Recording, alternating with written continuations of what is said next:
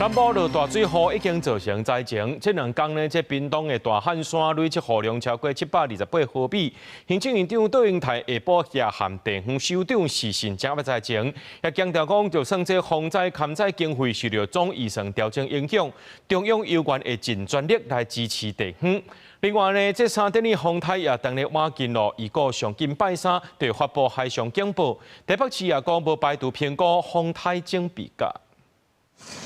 水溝掛掀開，用沙條甲頭毛膏啊挖出來。台北市連續落盡雨，閣面臨風台要來，市政府加強轄區內清除頭毛膏啊，嘛預先甲樹尾做修剪，避免強風一日來造成災情。市政府講，根據上新資料，台北市陸上風台警報發布機會差不多6至7成，必須預先防範。氣象署相關資料確實預測的路徑都是朝接近台灣的方向，那我們一定是用最高標準，嚴陣以待。連續幾天大水雨，地區南部、東部真濟所在積淹水，中央災害應變中心統計，攏總594位捌發生積淹水，目前剩較無100位，而且捌有18000多戶停電，而是下晡已經9成復電。行政院杜英泰下晡甲地方首長視訊，聽地方救災需求。雨量還持續在大，過來這幾天，尤其颱風來，雖然來自北部，我們還是希望大家提高各種的注意能力。這2天啊，屏東縣大漢山累積雨量突破728毫米，高雄市楠梓區嘛挖近700毫米，屏東縣太武鄉、春池鄉累積雨量攏超過680毫米。氣象署分析，低壓大加強西南風的影響，嘉義以南甲東半部地區也可會持續下落大雨，也是大水雨。南部地區局部就要嚴防大水雨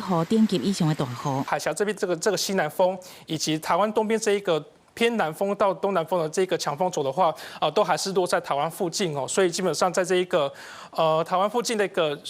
降雨情況都還算是相當的明顯。那今年第18號風台沙丁尼24下晡已經發展成強烈風台，持續往台灣北部海面挖進。那24早起形成的閃電風台，未來環流可能會並入沙丁尼。氣象署預估上緊禮拜三就會發布沙丁尼風台的海上風台警報。颱風中心看起來，如果說要直接要影響到台灣的話，機會上會是